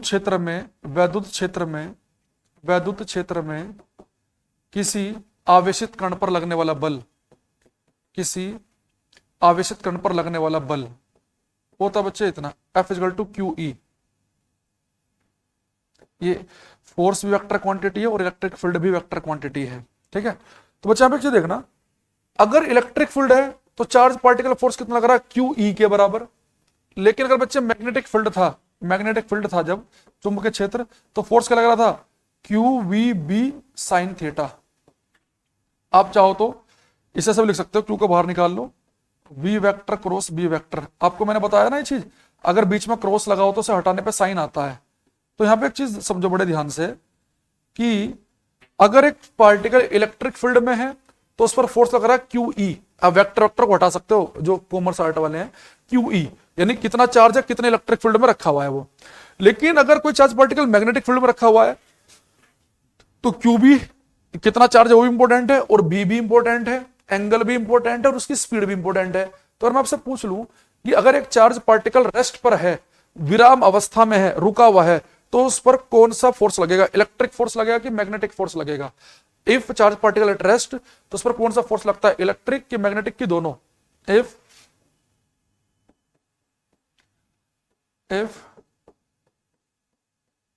charge particle at rest then पहले हम चुंबकीय क्षेत्र की बात करें। अगर कोई आवेशित कण विराम अवस्था में है, यदि कोई आवेशित कण विराम अवस्था में हो तो चुंबकीय क्षेत्र कितना होगा, उस पर मैग्नेटिक फोर्स कितना होगा? आपको एक चीज पता है कि अगर कोई चार्ज पार्टिकल रेस्ट पे है तो उसकी वेलोसिटी जीरो हो गई, तो वेलोसिटी जीरो होती है यानी कि उसके ऊपर मैग्नेटिक फोर्स जीरो हो गया, तो चुंबकीय बल तो बच्चे शून्य हो जाएगा। लेकिन यहाँ पे स्पीड है क्या? नहीं, इलेक्ट्रिक फोर्स यानी कि चुंबकीय क्षेत्र अभी भी लगेगा। बहुत इंपॉर्टेंट क्वेश्चन में से है, तो ये अभी भी लगेगा। कितना लगेगा बच्चे? ये अभी वही लगेगा अपना क्यू ई के बराबर। ठीक है, तो यहाँ पे ध्यान रखेंगे, पेपर में क्वेश्चन आता है कि स्थिर आवेश पर चुंबकीय बल शून्य होता है, चुंबकीय बल शून्य होता है किंतु वैद्युत बल लगता है, क्योंकि यहाँ पे स्पीड भी आ रही है। तो यहाँ तो केवल क्यू भी यहाँ तो केवल क्यू ई है, यहाँ पे क्यू तो है, मैग्नेटिक फील्ड में रखा, बी भी आ गया, चलो जी बी भी आ गया, लेकिन साथ में स्पीड भी है और एंगल भी है। तो याद रखना कि विपिन ये केवल साइंस 9 वालों की लास्ट क्लास है, बाकी जो बच्चे और बैच के हैं उनकी तो चलती रहेगी। मैंने आपसे कहा कि अगर कोई चार्ज पार्टिकल है, अगर वो बच्चे मैग्नेटिक फील्ड में है और वो रुका हुआ है तो उस पर फोर्स लगेगा जीरो, लेकिन मैग्नेटिक फील्ड में तो फोर्स लगेगा जीरो, मैग्नेटिक फोर्स शून्य हो जाएगा, लेकिन चुंबकीय बल अभी भी लग रहा होगा क्योंकि यहाँ पे स्पीड है ही नहीं। तो चार्ज पार्टिकल रेस्ट पे हो चाहे मूव कर रहा हो और वो इलेक्ट्रिक फील्ड में है तो उस पर फोर्स लगना ही लगना है। लेकिन चार्ज पार्टिकल अगर रुका है, मैग्नेटिक फील्ड में है तो जीरो, और स्पीड है तो लगेगा। हाँ, बिल्कुल ही पैरेलल चलेगा तो वहां पे भी नहीं लगेगा। अब मैं आप एक चीज आपसे और बताना चाहूंगा कि अभी हमने एक फॉर्मूला लिखा था F = IBL sin theta. Magnetic field की हमें ऐसा यूनिट पता है टेस्ला, हम और इसकी यूनिट निकालने की कोशिश करेंगे इस फॉर्मूले से। तो बी को लिख सकता हूं मैं F/IL sin थीटा लिख सकता हूं, कोई दिक्कत तो नहीं आता? कोई चीज बिल्कुल नहीं है। अच्छा, इसके अगर हम बच्चे यहाँ पे एक यूनिट और निकालें, ऐसा यूनिट तो पहले लिखवा दी मैंने। फोर्स को किस में नापते हैं हम? न्यूटन में। करंट को किस में नापते हैं हम? एम्पियर में। और लंबाई किस में नापते हैं? मीटर में। तो ये भी मैग्नेटिक फील्ड की एक यूनिट बन गई, न्यूटन पर एम्पियर मीटर। ये भी इसका एक अदर मात्रक है। ठीक है, Fleming left hand rule, right hand rule भी बता देंगे भाई। ठीक है, इलेक्ट्रिक फोर्स लगेगा, मैग्नेटिक फोर्स मोमेंट मोशन में ही आएगा। ओके, सब सही कह रहे हैं, मैग्नेटिक फोर्स तभी लगता है जब कुछ मोशन में हो। अच्छा, अगर आप चाहो तो यही सेम यूनिट आप इस वाले फॉर्मूले से भी निकाल सकते हैं, F = QVB sin थीटा से भी निकाल सकते हैं। देखो, आप यहां से B निकाल लो तो क्या आ जाएगा? F/QV sin theta. तो फोर्स किस में नापते हैं हम? न्यूटन में। चार्ज किस में नापते हैं हम? कूलम्ब में। वेलोसिटी नापते हैं मीटर पर सेकंड में। साइन थीटा के लिए तो कुछ होता नहीं है। अच्छा, मैंने आपको इलेक्ट्रिसिटी में करंट का फॉर्मूला बताया था। करंट क्या होती है? Charge upon time. तो करंट को नापते हैं एम्पियर में, चार्ज को नापते हैं कूलम्ब में, और टाइम को नापते हैं सेकंड में। तो कूलम्ब अपॉन सेकंड को आप एम्पियर भी तो लिख सकते हो। तो यहां से फिर से क्या बन जाएगा? ये न्यूटन पर एम्पियर मीटर। तो ये भी एक यूनिट है। कितनी यूनिट बता दी मैंने आपको मैग्नेटिक फील्ड की? टेस्ला, वेबर पर मीटर स्क्वायर, सीजे सिस्टम में गोस, और इसकी बाकी एक ये यूनिट भी यूज कर सकते हैं आप, न्यूटन पर एम्पियर मीटर। चाहे इस वाले फॉर्मूले से निकालो चाहे इससे निकालो, लेकिन इंटरनेशनल सिस्टम में हम यूज करते हैं टेस्ला, जबकि इसकी एक यूनिट न्यूटन पर एम्पियर मीटर भी है। ठीक है, आई बस में आता कि सभी को?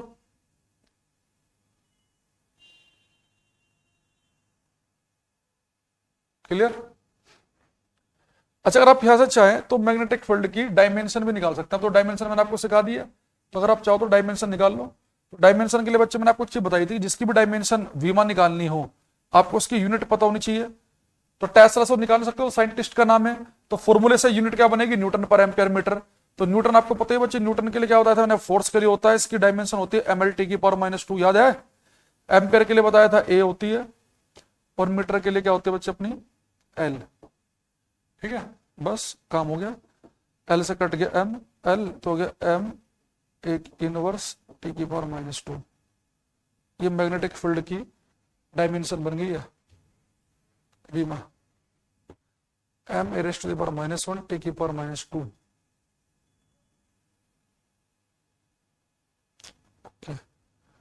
एक छोटा सा क्वेश्चन मैं आपसे और पूछना चाहूंगा, ये सब सीधे याद कर लेना इसे, क्योंकि जो इसमें हम यूज करते हैं फ्लेमिंग रेफरेंस रूल, वो तो मैं वैसे अलग से बताऊंगा आपको, पर अप्लाई करने वाले उसमें जरूरत नहीं पड़ेगी हमें। ये 12th क्लास की फिजिक्स में पढ़ती है। मेरे पास बच्चे दो करंट है, मान लो दोनों में सेम डायरेक्शन में करंट फ्लो कर रही है।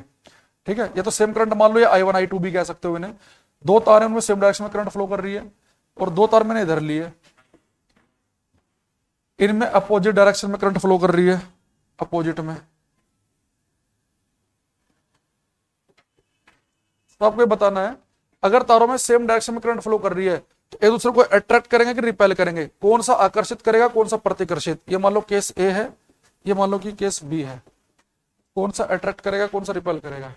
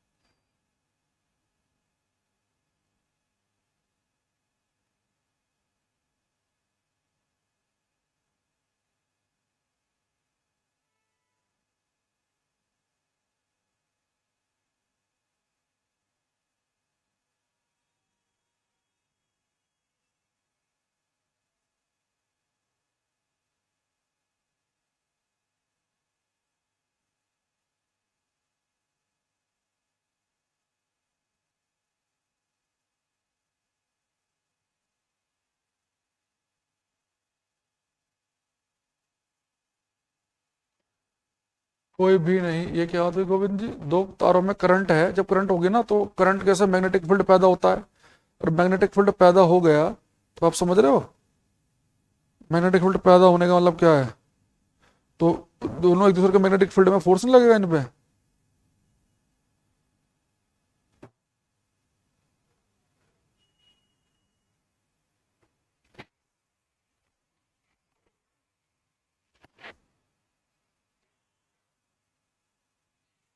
देखो, इसमें बच्चे गलती क्या करते हैं, उन्हें क्या लगता है जैसे कि दो, आपको पता है जैसे मान लो कि दो पॉजिटिव चार्ज हैं, तो पॉजिटिव पॉजिटिव रिपेल करते हैं, पॉजिटिव नेगेटिव अट्रैक्ट करते हैं। तो उन्हें लगता है कि अगर सेम है तो सेम सेम तो रिपेल करते हैं, चाहे दोनों पॉजिटिव चार्ज हो, चाहे दोनों नॉर्थ नॉर्थ पोल हो, साउथ साउथ पोल हो। तो ध्यान रखना, अगर दो तारों में सेम डायरेक्शन में करंट है ना, तो ऐसे तार तो एक दूसरे को करते हैं अट्रैक्ट, इसमें उल्टा रहता है, दोनों करेंगे दूसरे को अट्रैक्ट करेंगे, अट्रैक्ट आकर्षित। अगर अपोजिट डायरेक्शन में है तो एक दूसरे को रिपेल प्रतिकर्षित करते हैं, फिर ये रिपेल प्रतिकर्षित। इन्हें निकालने के लिए बहुत सारे तरीके होते हैं। सबसे पहले तो आपको निकालना पड़ता है, अगर इस तार में करंट आई फ्लो कर रही है तो इधर अंगूठा रखा, तो इस जो तार यहाँ पे रखा तो मैग्नेटिक फील्ड की डायरेक्शन अंदर की तरफ को होगी, फिर मैग्नेटिक फील्ड अंदर की तरफ को है, करंट ऊपर को है, फोर्स अंदर लगेगा, फिर आप ये सब फॉर्मूले लगाओगे, left hand rule right hand rule, उसकी आपको जरूरत नहीं है, सब ध्यान रखना। अगर सेम डायरेक्शन में करंट है तो दोनों तार एक दूसरे को अट्रैक्ट करते हैं, अगर अपोजिट डायरेक्शन में करंट है तो रिपेल करेंगे। जबकि अभी तक हम क्या पढ़ रहे थे कि नॉर्थ नॉर्थ पोल है तो रिपेल करेंगे, पॉजिटिव पॉजिटिव चार्ज है तो रिपेल करेंगे, लेकिन सेम डायरेक्शन में करंट है तो ऐसे तार अट्रैक्ट आकर्षित करते हैं एक दूसरे को। ठीक है, अच्छा कई बार आपसे ऐसा ना left hand rule right hand rule से पूछ लेता है कि कौन सा कब लगाया जाता है, और ये पूछ लेता है कि ये क्या क्या बताते हैं। तो फ्लेमिंग लेफ्ट हैंड रूल और राइट हैंड रूल देख लेंगे हम एक बार। Fleming left hand rule, Fleming का बाएं हाथ का नियम, फ्लेमिंग का वाम हस्त का नियम, बाएं को वाम बोलेंगे, छोड़ो बाएं लिख देता हूं मैं, फ्लेमिंग का बाएं हाथ का नियम। फ्लेमिंग का बाएं हाथ का नियम। ठीक है, फ्लेमिंग का बाएं हाथ का नियम। देखो ये क्या कहता है फ्लेमिंग का बाएं हाथ का नियम, ये कहता है कि अपने बाएं हाथ को लो पहले तो, और उसकी शुरुआत की 3 उंगली है ना, इन्हें ऐसे खोलो कि 3 उंगलियां बिल्कुल एक दूसरे के लंबवत हो, परपेंडिकुलर 90 डिग्री के एंगल पे। देखो ये और ये 90 डिग्री एंगल दिख रहा है साफ साफ, ये और ये भी 90 डिग्री एंगल दिख रहा है। अगर मैं इस उंगली को उठा के यहाँ पे लगा दूं तो इनके बीच में तो 90 डिग्री का होगा, इन्हें तीनों आपस में होनी चाहिए परपेंडिकुलर। तो मैं इसे यहाँ पे बनाना चाहूं,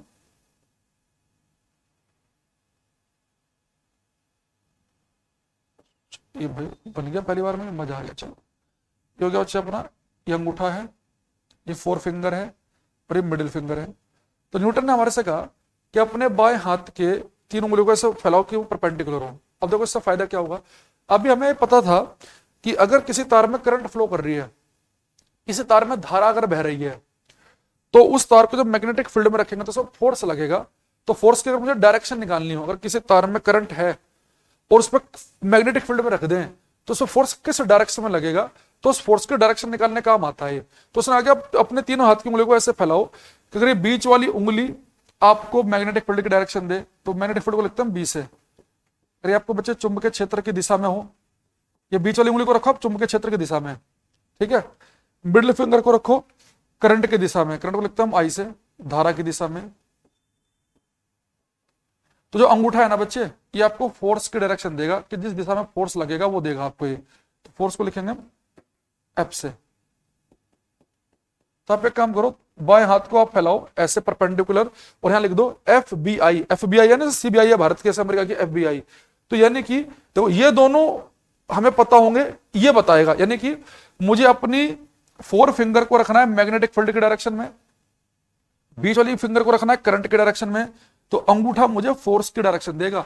तो लेफ्ट हैंड रूल हम लगाते हैं वहां पर है जहां पर हम करंट देते हैं। जैसे कि आपको हो गया बच्चे इलेक्ट्रिक मोटर, तो इलेक्ट्रिक मोटर में आप क्या करें, आपने इलेक्ट्रिक मोटर के अंदर करंट दी, तो जहां पे करंट देते हो ना, क्योंकि आपने करंट दी और फिर आप फोर्स की डायरेक्शन चेक कर रहे हो, इलेक्ट्रिक मोटर हो गया जैसे कि फैन हो गया, वहां पे हम लगाते हैं लेफ्ट हैंड रूल।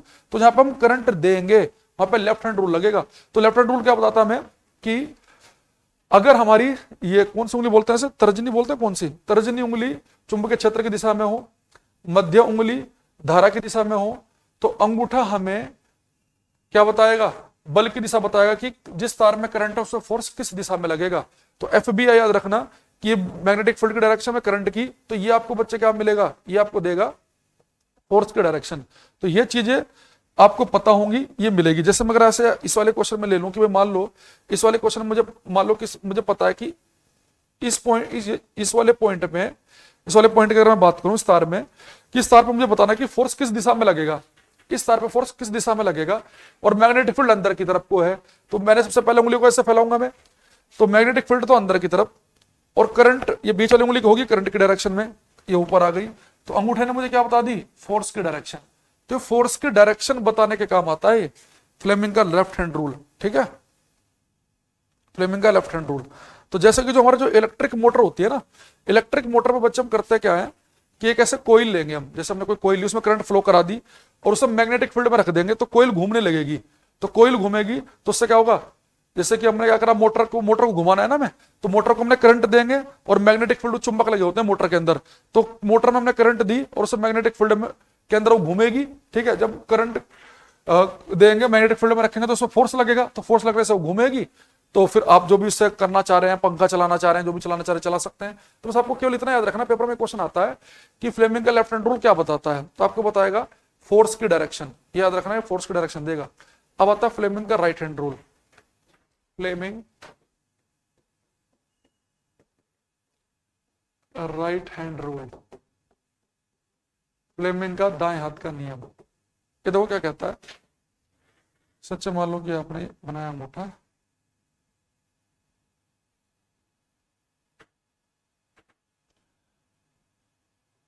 फ्लेमिंग का दाएं हाथ का नियम कहता है कि अपने दाएं हाथ को ऐसा फैलाओ। देखो अभी हमने क्या कहा था आपसे कि अगर किसी तार में करंट है उसे मैग्नेटिक फील्ड में रखेंगे तो उसे फोर्स लगेगा, वो घूमेगा।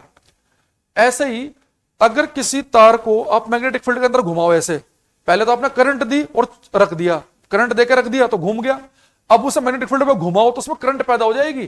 तो ये जो करंट पैदा होगी उसे हम बोलते हैं इंड्यूस्ड करंट, आवेशित धारा। तो ये इंड्यूस करंट की डायरेक्शन बताएगा। ये कहता है कि अगर आपका अंगूठा बताए कि किस डायरेक्शन में मोशन कर रहा है आपका, ये अंगूठा अगर आपका हो किस डायरेक्शन में, in the direction of motion of conductor, अगर आपका अंगूठा किस डायरेक्शन में हो बच्चे, चालक के मोशन की दिशा में, जिस दिशा में आप, जैसे मान लो कि कोई मैग्नेटिक फील्ड है, आपने उसके अंदर किसी कंडक्टर को अंदर की तरफ मोशन कराया, तो अंगूठा तो आपको बताएगा क्या, चालक की गति की दिशा, मोशन ऑफ कंडक्टर। और ये वाली उंगली क्या होता है कि वही मैग्नेटिक फील्ड के बारे में, चुंबकीय क्षेत्र के बारे में। ये क्या हो गया, क्या बताएगी बच्चे आपको, मैग्नेटिक फील्ड के बारे में, चुंबकीय क्षेत्र के बारे में। ये चुंबकीय क्षेत्र की दिशा में, यानी कि अंगूठा की तरफ को, जिधर वो कंडक्टर हम भाग रहा है उधर तो अंगूठा रखेंगे, छोटे वाली उंगली कहां रखेंगे, चुंबकीय क्षेत्र की दिशा में। तो ये मध्यम उंगली क्या देगी आपको, ये इंड्यूस करंट की डायरेक्शन देगी, इंड्यूस करंट की दिशा बताएगी, प्रेरित धारा की, सॉरी आवेश में प्रेरित धारा की दिशा बताएगी। तो देखो यहाँ पर ध्यान रखना, इसमें स्टार बना लेना। यानी राइट हैंड का जो नियम है वो इंड्यूस करंट की डायरेक्शन देती है, लेफ्ट हैंड का जो नियम है ये आपको बच्चे फोर्स की डायरेक्शन देता है, किस दिशा में फोर्स लगेगा। तो एक हो गया लेफ्ट हैंड रूल, एक हो गया right hand rule. Left hand rule कब लगाएंगे, जब हम करंट देंगे, जैसे कि मोटर, फैन। और ये बच्चे फ्लेमिंग का राइट हैंड रूल कहां लगाएंगे, जहां पे हम करंट बनाएंगे, यहाँ पे करंट मिल रही है ना मैं, जैसे कि जनरेटर, तो जनरेटर में, जनरेटर के अंदर, जनरेटर हो गया, डायनोमो हो गया, जहां पे आप करंट बना रहे हैं वहां पर राइट हैंड रूल लगेगा। जहां करंट देंगे, जैसे कि मोटर में दी, पंखे में दी, वहां पर राइट हैंड का रूल लगेगा। तो ऐसा समझो कि पेपर में क्वेश्चन क्या लिए आएगा कि लेफ्ट हैंड का रूल क्या बताता है कि अगर एक तार में करंट है, उसे मैग्नेटिक फील्ड में रखेंगे तो उसमें फोर्स किस दिशा में लगेगा या वो किस दिशा में मोशन करेगा, ये बताएगा। राइट हैंड रूल क्या बताता है, अगर किसी कंडक्टर को मोशन कराया जाए मैग्नेटिक फील्ड में तो इंड्यूस करंट किस दिशा में पैदा होगी, तो इंड्यूस्ड करंट की दिशा बताएगा। ये करंट है तार में पहले से ही, तो उसमें फोर्स किधर लगेगा उसकी दिशा बताएगा।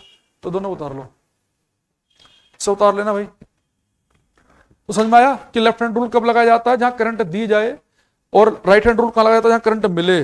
दोनों में फर्क होता है। तब तक मैं एक बार एक चीज निकालता हूं इसमें,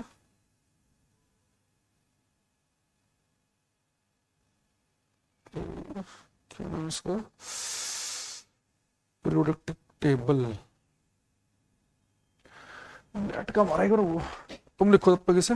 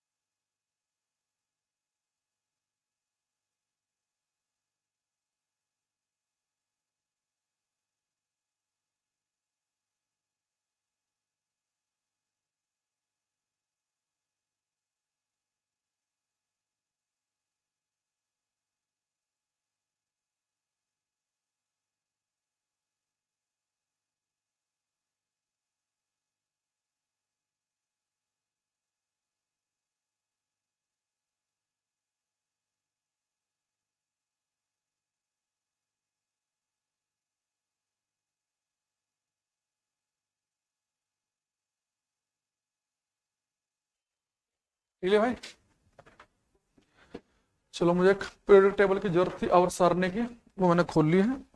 अब लिखेंगे हम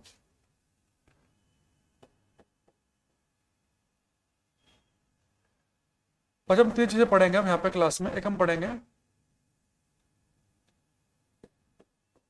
पैरा मैग्नेटिक सब्सटेंस, अणुचुंबकीय पदार्थ, अणुचुंबकीय पदार्थ। एक बच्चा में पढ़ना है डायमैग्नेटिक, डायमैग्नेटिक सब्सटेंस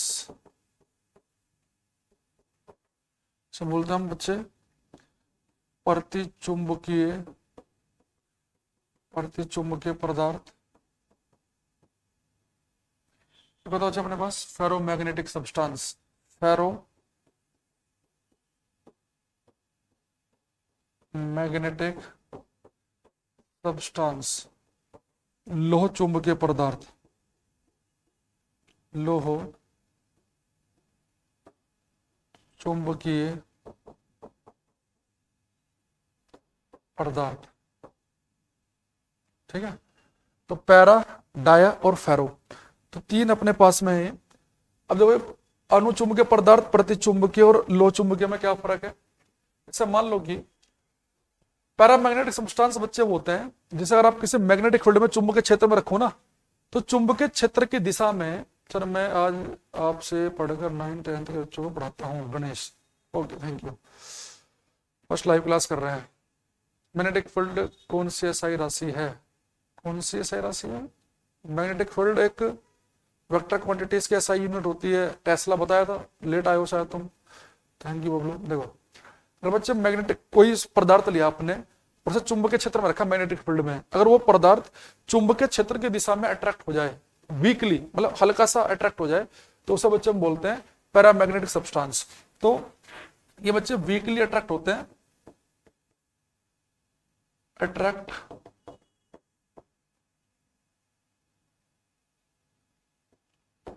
ये मैग्नेटिक फील्ड की तरफ को, चुंबकीय क्षेत्र की तरफ को वीकली अट्रैक्ट होंगे उनकी तरफ को। जैसे कि मान लो, जैसे आपने कोई एक ट्यूब ली और उसमें कोई मान लो कि आपने ये भर दिया पैरामैग्नेटिक पदार्थ, ये कौन कौन से होते हैं बताऊंगा। ये कोई मैग्नेटिक आपने रख दिया, ये ठीक है पैरामैग्नेटिक, और यहाँ बच्चे आपने मैग्नेटिक फील्ड लगा दिया।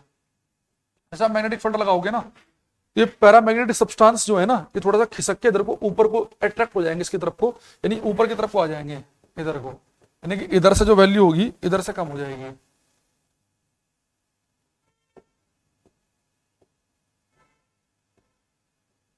समझ आई, यानी कि आपने कोई ऐसे कुछ करके पैरामैग्नेटिक पदार्थ कोई बिखेर दिया, जैसे भी इसका एग्जांपल आप मान लो एल्युमिनियम, एल्युमिनियम कैसे आपने बिखेर दिया और आपने इसे रख दिया चुंबकीय क्षेत्र में, चुंबकीय क्षेत्र को मामूली से क्या हो जाएंगे बच्चे, मामूली से आकर्षित होंगे चुंबकीय क्षेत्र की तरफ को। तो आपसे पूछ ले कि वो पदार्थ जो चुंबकीय क्षेत्र की तरफ को मामूली से आकर्षित हो, वीकली अट्रैक्ट हो, तो कहलाते हैं हमारे पैरामैग्नेटिक। अच्छा, डायमैग्नेटिक कौन से होते हैं, ये बच्चे होते हैं वीक रिपल्शन शो करते हैं, ये मामूली से प्रतिकर्षित होंगे, मामूली से प्रतिकर्षित, यानी कि आपने कोई ऐसे ट्यूब लिए, ठीक है, और उस ट्यूब में आपने कोई ये मैग्नेटिक सब्सटेंस ये कोई भर दिया डायमैग्नेटिक, डायमैग्नेटिक, और यहां पे एक चुंबक लगा दी, तो इससे दूर भागेंगे, दूर भागेंगे, दूर भागने का मतलब ये है कि यहां से हट जाएंगे, चुंबकीय क्षेत्र से दूर भागेंगे, यानी इधर की तरफ को पहुंच जाएंगे, ऊपर की तरफ को, ठीक है। तो चुंबकीय क्षेत्र की तरफ को मामूली से आकर्षित होते हैं, ये चुंबकीय क्षेत्र को मामूली से प्रतिकर्षित होते हैं, और ये क्या होते हैं बच्चे, ये होते हैं strongly attract, strongly attract, strongly attract होते हैं किसकी तरफ को, मैग्नेटिक फील्ड की तरफ को, चुंबकीय क्षेत्र की तरफ को। और इसके तीन ही एग्जांपल हैं, कौन कौन से, लोहा, कोबाल्ट और निकिल, ये तीन इसका एग्जांपल है, बस ये तीनों याद रखने हैं, लोहा, कोबाल्ट और निकिल, ये फेरोमैग्नेटिक है, अगर यानी लोहा हो चाहे कोबाल्ट हो चाहे निकिल हो, इन्हें आप मैग्नेटिक फील्ड में रखेंगे ना तो मैग्नेटिक फील्ड की तरफ को स्ट्रांगली अट्रैक्ट होते हैं। लोहे के बारे में तो सबको पता ही है कि लोहा होता है अट्रैक्ट, ऐसे कोबाल्ट और निकिल भी हैं। तो जो मैग्नेटिक फील्ड की तरफ को स्ट्रांगली अट्रैक्ट हो वो फेरोमैग्नेटिक हैं। जो वीकली रिपेल्सन शो करें वो बच्चे आपको पता ही है। 11 बज गए क्या, ये कौन से हो जाएंगे, ये और ये पैरामैग्नेटिक। अब इसमें ये पैरा और डाया कौन से होते हैं इसके लिए आपको बता देता हूं। जैसे कि ये मेरे हमारे पास ये अपन अगर पीरियोडिक टेबल देखियो, अपने को तो बनानी भी नहीं आती भाई, बड़ा गंदा सब्जेक्ट लगता है। यहाँ देखो ये कुछ ऐसा मान लो, ठीक है। तो यहाँ पर बच्चे आप देखना आवर सारणी को 3 दिखेंगे, Fe, कोबाल्ट, निकिल, ठीक है। तो ये तीनों तो बच्चे हो गए क्या, Fe, कोबाल्ट, निकिल, तो क्या हो गए फेरोमैग्नेटिक। अब इनके इस तरफ जो भी है वो सब पैरामैग्नेटिक है, पैरा।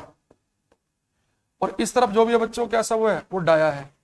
इस तरफ पैरामैग्नेटिक, ये है अणुचुंबकीय पदार्थ, उधर तो सब क्या है प्रतिचुंबकीय। लेकिन आपको पता है केमिस्ट्री है तो कुछ तो एक्सेप्शन आएंगे। आप यहाँ पे देखना, एक कहीं पे लिखा होगा ऑक्सीजन, एक एल्युमिनियम लिखा हुआ, एक टिन लिखा होगा। ये तीनों के तीनों आने तो डाया में चाहिए थे, पर ये तीनों के तीनों पैरामैग्नेटिक के एग्जाम्पल हैं। तो पैरामैग्नेटिक के में तीनों लिख लेते हैं जो एक्सेप्शन है।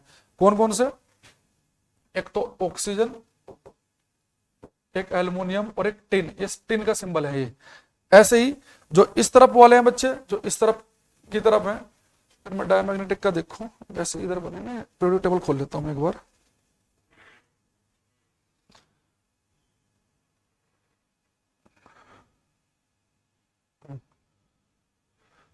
सॉरी ये इधर नहीं, ये इधर आएगा, इधर करके ये आएगा, ये मैंने यहां से इधर से ये मैंने कर लिया इधर से, इधर वाला डाया, इधर वाला पैरा, हाइड्रोजन, हीलियम,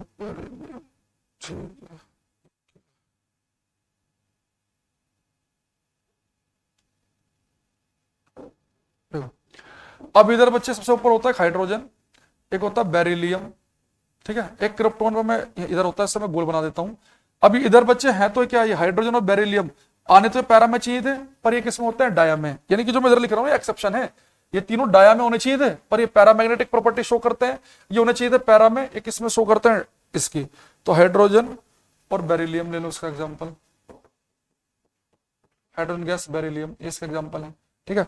एक है बच्चे क्रिप्टोन, इसके ऊपर मैंने स्टार क्यों बनाया, ये बच्चे ना तो डाया है, ना पैरा है, ना फेरो है, ये होता है एंटी फेरोमैग्नेटिक, एंटी फेरोमैग्नेटिक। इसका केवल एक ही एग्जांपल है, एंटी फेरोमैग्नेटिक, यानी प्रति, एंटी का बोलेंगे लोह चुंबकीय पदार्थ का उल्टा है, एंटी फेरोमैग्नेटिक लिख लो भाई। इसका एग्जांपल है क्रिप्टोन, यानी कि फेरोमैग्नेटिक से ठीक उल्टी, सारी की सारी उल्टी प्रॉपर्टी शो करता है ये। बस ये आपके हो गए, इससे ज्यादा की आपको जरूरत नहीं इस चैप्टर में पढ़ने की। तो पैरामैग्नेटिक, डाया और फेरो, इसमें बस इसके आपके तीनों को इसके याद रखने हैं, ठीक है। एक लास्ट में चलते चलते एक चीज और लिखेंगे, क्यूरी टेम्परेचर, क्यूरी तापमान। तो क्यूरी टेम्परेचर, क्यूरी तापमान, तो क्यूरी तापमान बच्चे वो तापमान है, अगर किसी वस्तु का बहुत ही गर्म करने लगोगे ना तो उसके मैग्नेटिज्म वाले गुण खत्म होने लगते हैं। तो क्यूरी टेम्परेचर वो टेम्परेचर है जिससे ऊपर तो कोई चीज पैरामैग्नेटिक प्रॉपर्टी शो करती है, अणु चुंबकीय, और जिससे नीचे फेरोमैग्नेटिक प्रॉपर्टी शो करती है, फेरोमैग्नेटिक प्रॉपर्टी शो करती है, लोह चुंबकीय। तो क्यूरी तापमान वह तापमान है जिससे ऊपर तो वस्तु पैरामैग्नेटिक अणु चुंबकीय गुण शो करेगी और नीचे लोह चुंबकीय गुण शो करेगी, क्योंकि ज्यादा टेम्परेचर बढ़ने पर फेरोमैग्नेटिक प्रॉपर्टी उसकी कमजोर होने लगती है, ठीक है। तो संदीप जी आपको नाम हमने ले दिया, तो भाई मेरी तरफ से एक हो गया कंप्लीट। तो एक बार आप कुछ एक्स्ट्रा का कभी ज्ञानवान चाहिए होगा कभी जुड़े रहने के लिए, आप जो बच्चे साइंस 9 वाले का खत्म हो गया, अंकुर सर फिजिक्स के नाम से टेलीग्राम चैनल है, जिन्होंने ज्वाइन नहीं किया अभी फिर से कर लेना वो, ठीक है। मैंने से बताया 22,500 प्लस बच्चे हैं, उसी वाले चैनल को ज्वाइन करना है और आपसे बातचीत इस चैनल पे होती रहेगी, ठीक है। तो मेरी तरफ से आपके उज्जवल भविष्य की कामना के साथ, ठीक है, आपकी क्लास खत्म है साइंस 9 वालों की। इससे मैंने आपको सारी चीजें करा दी जो मुझे करानी थी, ठीक है। अब हम आपसे विदा चाहेंगे, बाकी बच्चों से मिलते रहेंगे, ठीक है। प्रणाम सर, आज आपका लास्ट क्लास है, हम सबको मिस अभी बिल्कुल भाई, जो बैच तो याद रहती है अपने, कई बार बच्चों फोन आते हैं, कुछ बात होती है ना कि सर मैं साइंस 9 से हूँ, 8 से हूँ, तो यादगारी बनी रहती है। तो साइंस 9 वालों की लास्ट क्लास थी आज, बाकी बच्चों के जो क्लासेस जो चलती रहेंगी। हाँ, तो जो और जो बैच है उसकी चलेगी अभी टेंशन, मतलब उनकी जल्दी जल्दी सबका खत्म होने का नंबर आ रहा है। ठीक है, तो आज के लिए इतना ही, अभी टाइम ज्यादा हो गया, नेक्स्ट क्लास है मेरी। ठीक है, okay bye bye, take care.